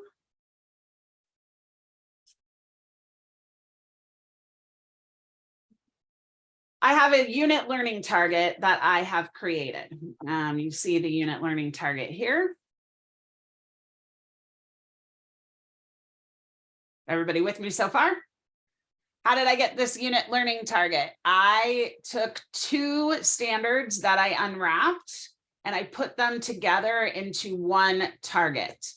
So the first one was this standard. And notice, as a reminder, in my unwrapping, I have the concepts, I have the skills, I have the cognitive rigor, and then I'm clarifying anything that is vague or nebulous. So I took this: citing several pieces of text evidence to support analysis and make inferences, as well as this standard that I unwrapped, which is determining 2 or more central ideas in a text, analyzing their development, providing an objective summary.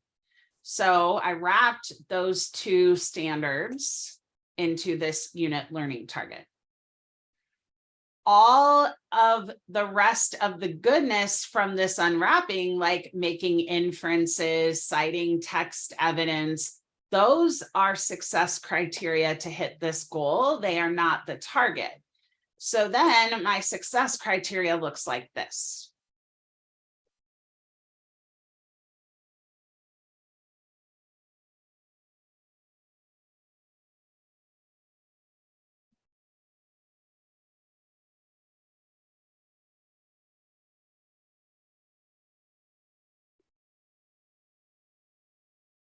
Now, a couple of things to remember and to draw your attention to. The first one is, this is a unit. This is not like a day lesson by any means.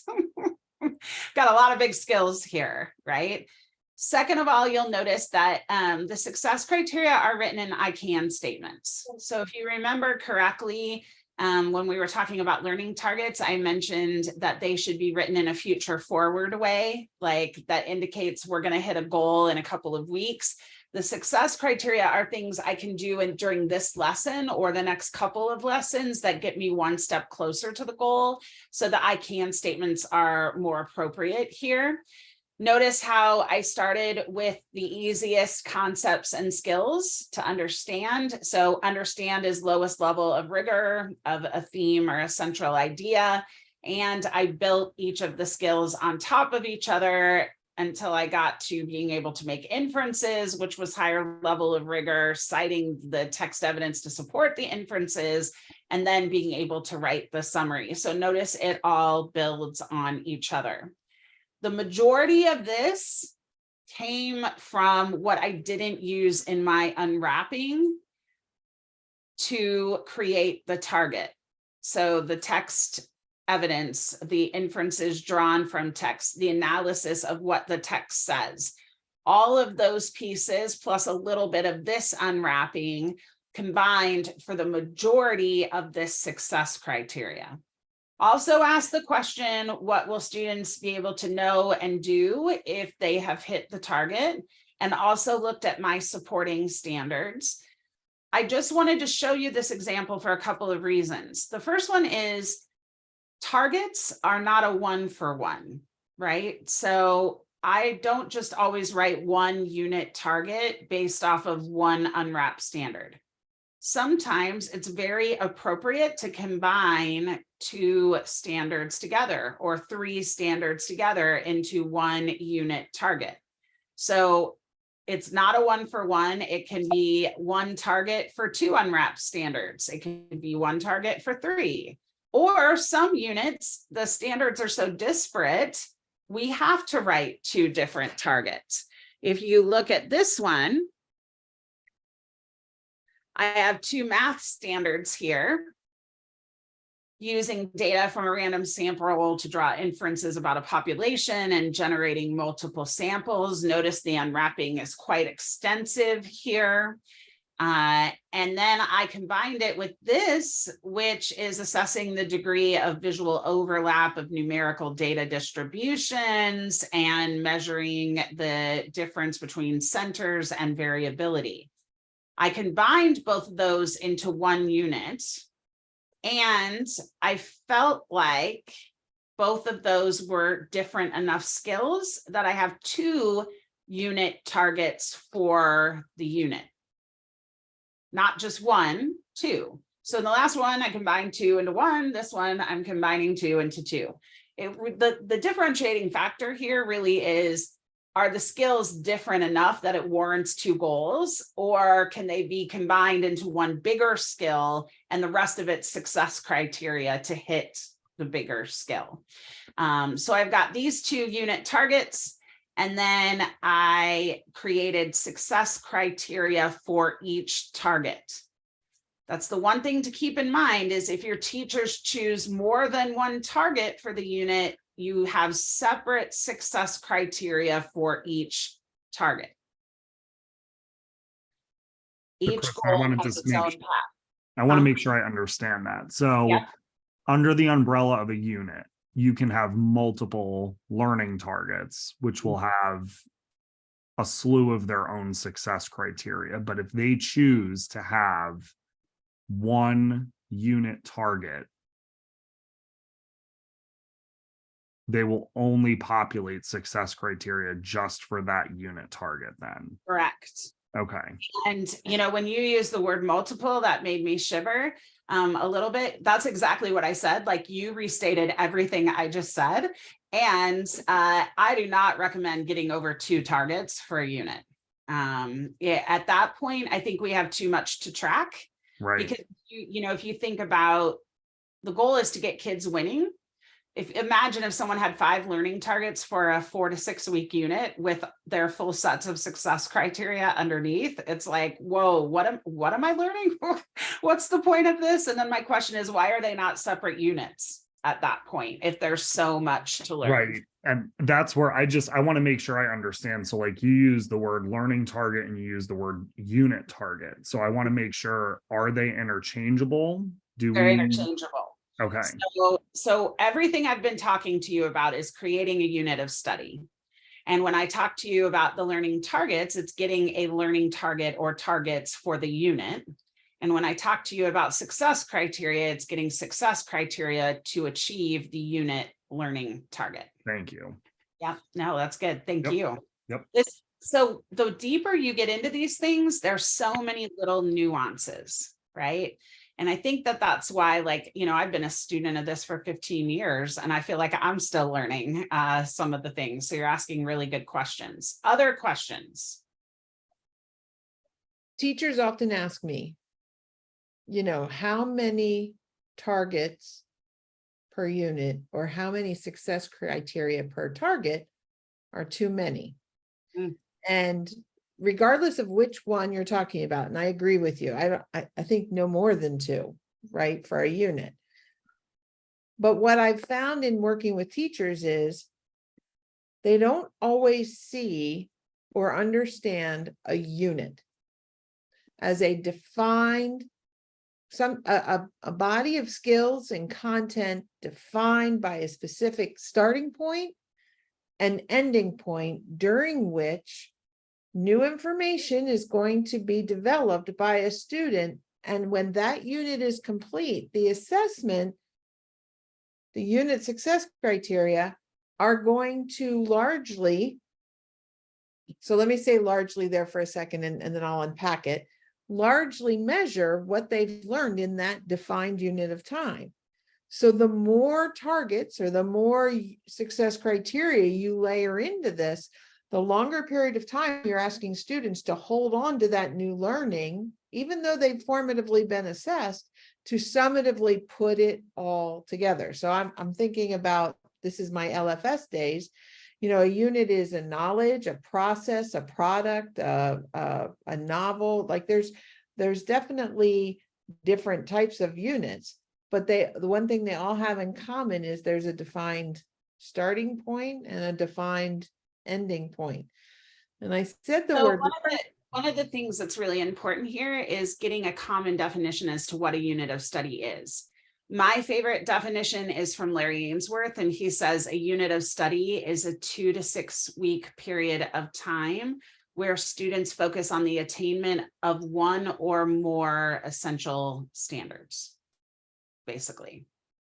And 2 to 6 week period of time where students focus on the attainment of one or more essential standards that are, and if there are more, they are grouped together because they have to go hand in hand.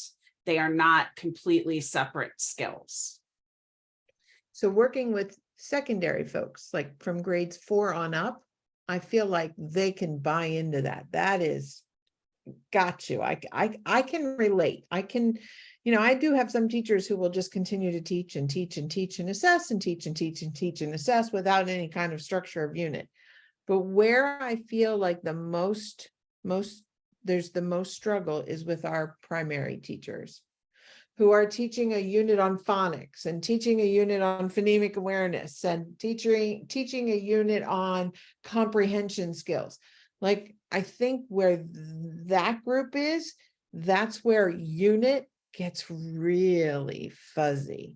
Well, I didn't hit that because I knew we were only focusing on secondary for the purposes of this time. However, kindergarten is the one, pre-K and K are the two areas where we focus more on end of year goals and gearing up units to hit the end of year goals, as opposed to focusing solely on a unit of study.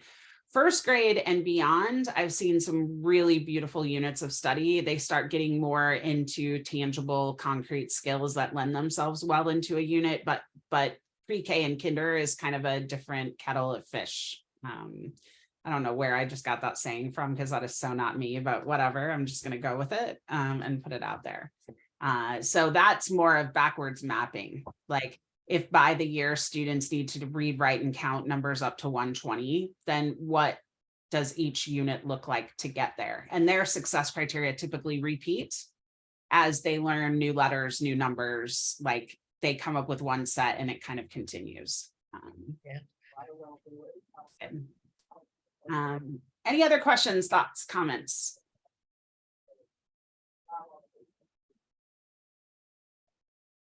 All right. So have I completely just killed you, or how is this feeling?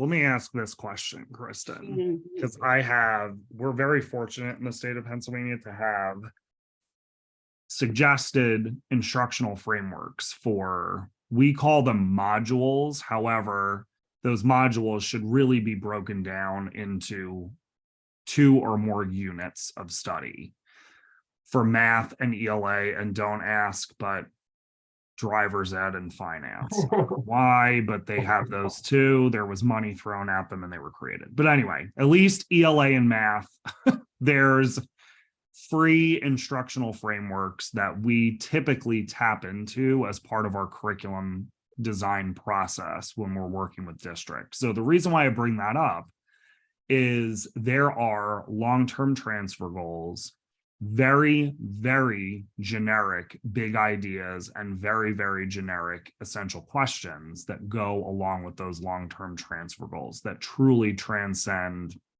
K to 12. Mm. So my question here is more so about when the development or revisiting of the unit essential questions and the unit big idea tend to come into play, because the way that I've typically written curriculum is we start with those generic long-term transfer goals, which have been established. We use those alongside the generic big ideas and essential questions and tweak them as it comes to the specific units that our teachers would be writing their curriculum around before we would get to the learning targets and the success criteria. So I just want to make sure, like, in my math sequence brain, like, I like to think of curriculum as being very sequential, but know that it's going to be cyclical at some point when we're coming back to, like, I'm hoping that we'll end up coming back to what those big ideas and essential questions are once the unit success criteria have been developed for the learning targets. Yes.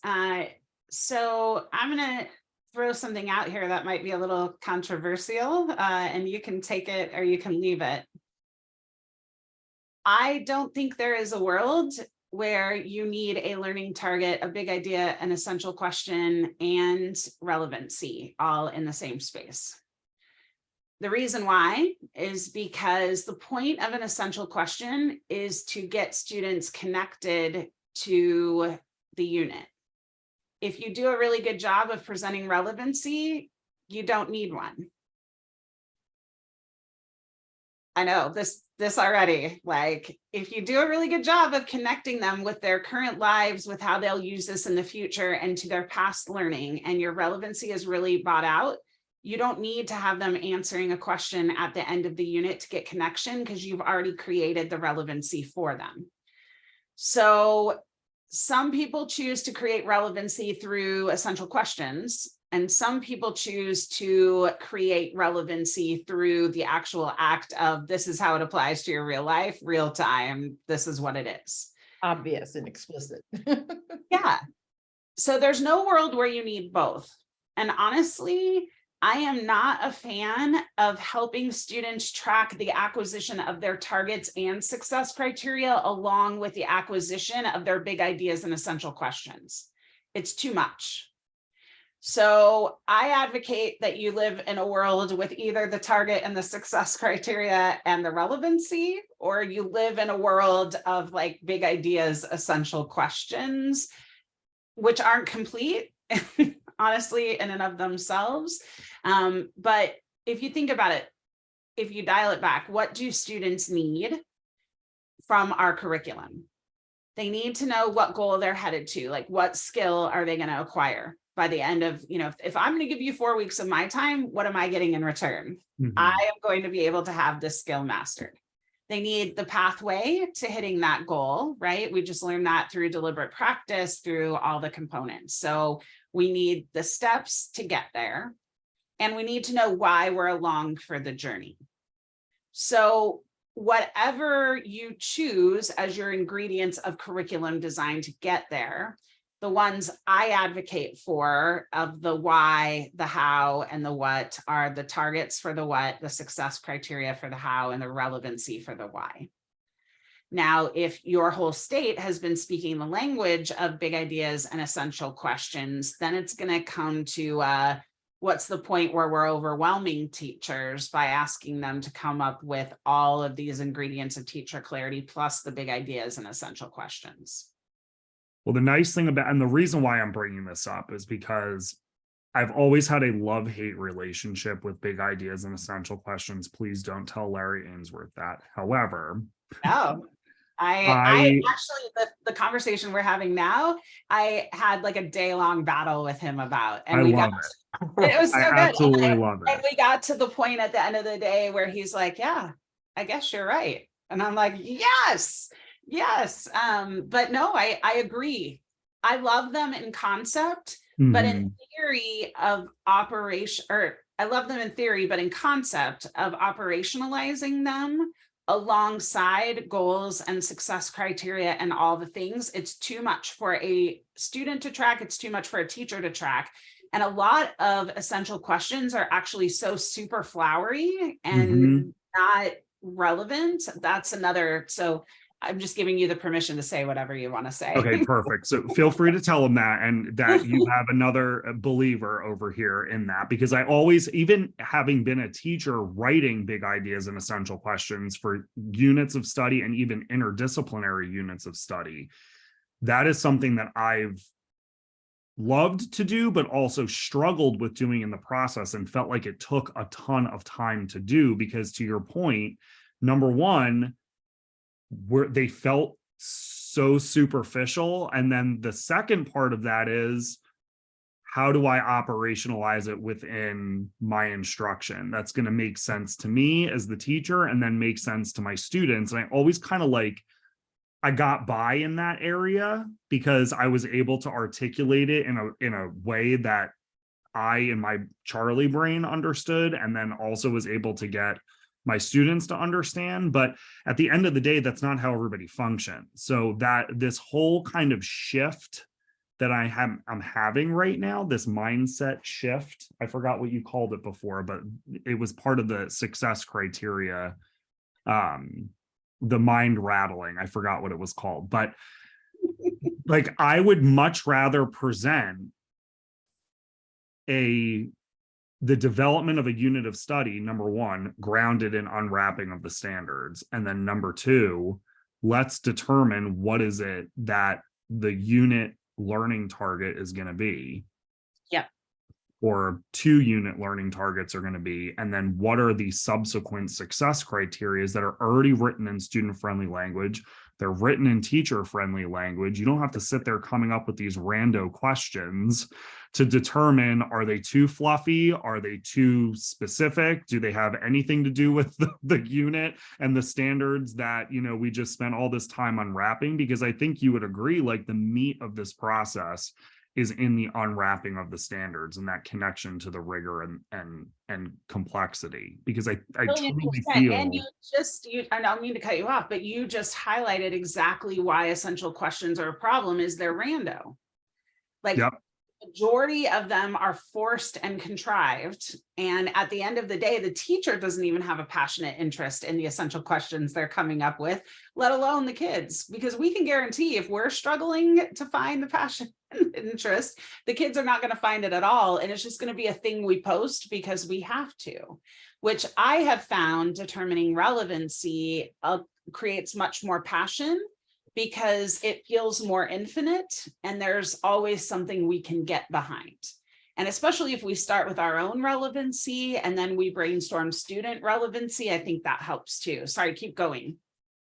No, I'm good. I mean, you know, I can talk about this for eons. So I love it. I'm good. So good. Any But other? You Yeah, go did ahead. say the what, the why, the how. Can you just tell me what your connection was, what, why, how again, in terms of learning target, success criteria, and relevancy? So the what is the learning targets, aka learning intention, aka goal, objective, whatever you want to call it. The why is the relevancy, and the how is the success criteria, basically. You're brilliant, and that's why it's the Brilliance Project. You are too kind. And you made my day. I'll take it anytime. So what I want to do is I want to share with you, because, okay, so this conversation we're having right now is about what components do we want to see in the unit plan. And this is an important conversation. So Tim, before your group goes into this year of creating unit plans, identifying the components of what you want in the unit plan, and then creating a structure for people to thrive in is really important. So what I'm going to do is I'm going to share with you an example from a district I worked with in Southern California this year. You'll see this is high school chemistry. And what they did is they came up with 5 essential standards that they turned into 5 units of study. And then for each of those essential standards, they also determined what supporting standards matched their essentials, so that were used to achieve them. So when I was talking about creating success criteria that pulls on the supporting standards, This template made it really easy for them to do that because they had this standard they were focusing their target on, and then they identified any supporting standards that would help them in their success criteria as well, right from the get-go. Then they unwrapped their supporting and their priorities. So they went through the unit and unwrapped it all so they would have all the goodness. Then they had a spot for their unit learning target and their unit success criteria. Now, what I love about their unit success criteria is they actually underlined their skills. So this served two purposes. First purpose was it helped them align the rigor from least rigorous to most rigorous, because define is the very lowest level of rigor and create was the highest. So they could create kind of a structure or a hierarchy. The second reason why it's good is your quick check formative assessments align with your verbs or your skills in your success criteria. So the quick check for the first success criteria has to have kids defining what an isotope is in some way, shape, or form, right? So it just kind of brings attention to our formative assessment. So then what you'll see is we took each of their success criteria, we put them in order of least rigorous to most rigorous, and they created two formative assessment options to do quick checks for each one of the success criteria. So in our template, and then they have room down here at the bottom for relevancy. Why am I teaching this? Why should my students care about learning it? This one's kind of a work in progress. But what you'll see is they decided the most important ingredients of the unit were their priority or essential standard, the supporting standards, the unwrapping for all of those, their learning target for the unit, their success criteria for the unit, then the quick check formative assessments to align with each one, followed by their relevancy. Why am I teaching this? Why should kids care about learning it? And they created a template to reflect each of these core important components. And so you will probably do the same. You'll come up with, okay, if we're writing units this year, or we're writing curriculum, what are the most important core unit ingredients that we want? And then what's one template that could address those? Not that teachers can't have the room to ebb and flow and create their own, but you kind of get where we're going with that.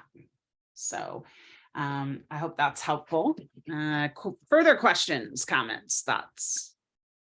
I just have a question. Yeah. For your success criteria, I mean, you showed us a while back about unpacking the standards. The success criteria, are they created by the teacher? Do they come up with them themselves? The success criteria are created by the teachers. Yes. Okay. So using that process I gave you, where we look at the answer to the question, you know, what would it look like if we hit the goal? Then they brainstorm from their supporting standards, and then they take what's left over in their unwrapping, and all of that became their success criteria. And then ours was a little different, but in a school where you might have 2 chemistry teachers or 6 math teachers, are they usually working together on these success criteria, or is it pretty much, you know, like anybody who teaches algebra does their own? It depends on how many teachers you have, because I've seen all different types of configurations. So I'll go all the way back to when I was a school leader. I had our school working on priority standards of a month or every 6-week focus. And at that point, our school was really struggling with literacy. So we said every 6 weeks, we're focusing on the attainment of a literacy standard, and every teacher will be working on that standard. So if I had specials teachers and I had art and I had music and PE, they would get together as a PLC. And even though they had their own content, they would all be sharing that standard in common and planning units kind of around that. When we moved to not having school standards in common, but everybody working on their own particular curriculum, if I had singletons, I would put them in a room with other people who maybe could help them. So like if there's only one chemistry teacher, for example, I would put them in a room with other science teachers So that ideally, if they got stuck or wanted people to look at their work product, there was always somebody they could talk to, even though they weren't creating the same units together. So that's kind of the best way to go about that. If you have those situations, I imagine that you don't have massive departments of the No. same subject. So. Our department heads are the departments. Mm. Yeah, one math teacher, one English teacher, and they're each the head of their own department. Perfect. But I think it's important because, you know, like, I get to see, you know, if you're doing it by yourself, you know, you might not think of something that might be important to have in that success criteria, where, you know, working together, collaborating might have a better opportunity to make sure you have the most important criteria in there. Yeah, and this is a really good place to end, which is some people feel like they have to be expert in content in order to do these unit designs or plans. What we need experts in is process of creating targets, of creating success criteria, of creating relevancy. We don't need experts in content. And because that's why you have that teacher in that position, right? So, but what they need is constant feedback and check-ins on the ingredients of their unit. How are they doing? You know, looking at, are these well-written success criteria? And how do we know? Are these well-written targets? And how do we know? So examining process continuously so that they can feel like no matter what they end up teaching or where they end up going, these are skills they can transfer as teachers. Like we're talking about essential skills for kids. These are essential teacher skills that even if all the standards change, even if their textbook changes, no matter what happens, they can carry those through. So, yeah, so good. I'm sorry we went over by 9 minutes. I didn't even realize. It's gone so fast. I can't hear you. I just feel like we had the privilege of having a master class. Oh, you're very kind. Amen. Serious, like I know we waited all year to get to this point, but it makes everything else up to this point now gel. You can see the alignment. Mm-hmm. Absolutely. I love your template. I created a template kind of like that, but nowhere near as complete. But I did try to create the unit success criteria and then chunked out for each unit success criteria, what were the formative assessments? Like we didn't get all the way to the summative, but in working with some teams this year, I challenged them to go into their resources, find the assessments they have in their toolbox, so to speak, from their unit, and plop them in based on which success criteria they thought they were measuring. Good on you. And then we pulled up the assessment and the success criteria. And we said, okay, is there alignment? And they really very quickly realized that the focus was on the grade and not the skill. And so it caused them to go back and really focus in on the success criteria. So I think there's the teacher who is building from scratch and needs to see the linear nature of it. And then there's the teacher who's a veteran teacher who's looking back saying, I've already done this. And we have to have something in our toolbox that we can kind of walk them through so they can see where the misalignment occurs. Yeah, that's one of the things I was going to say is the template's good until it isn't. And what I mean by that is there are some teachers who you give me a template and I'm adamantly against you. So what I have found is have the template ready for the people who want it, who need it, who want the scaffold, but really just say, here are the ingredients that have to be present in your unit. You make your template. Like, I don't care how you make your template, what it looks like, what colors are, as long as it has a target success criteria. Like you make the non-negotiables and let them go from there. Because another thing that you can do is, you know, I had that chart where it's like, okay, here's the success criteria, and then here's the formative assessments. Well, some schools I work with, we have a third column, which is what are the instructional strategies you're going to leverage in order to address those success criteria as well. And there's other extensions too. Some schools are really big into ELD strategies, so we make an ELD strategy category. There's so many different possibilities within, and it's really what's essential to your school, what do you need, and what do you want, and then let them play from there. Unless there are some who don't want to play. It's like, give me the freaking template. Tell me what to do, and that's fine too. Yeah. Thank you so much. You're so welcome. So welcome. You guys are amazing. Such a joy to be with you today. Woohoo. Thank you very much, Kristen. Thank you. Yes. Reach out anytime if you need anything. I'm right here. I imagine in the fall, when we get back to gather with the teachers and start rolling out our processes, we might have a few questions that might come up, and maybe even over the summer here as we're beginning to plan a little bit more for it. 1,000,000%. Anything you need right here. And you have a summer ahead of you. How exciting is that? So good. Rest and sunshine and goodness. And hope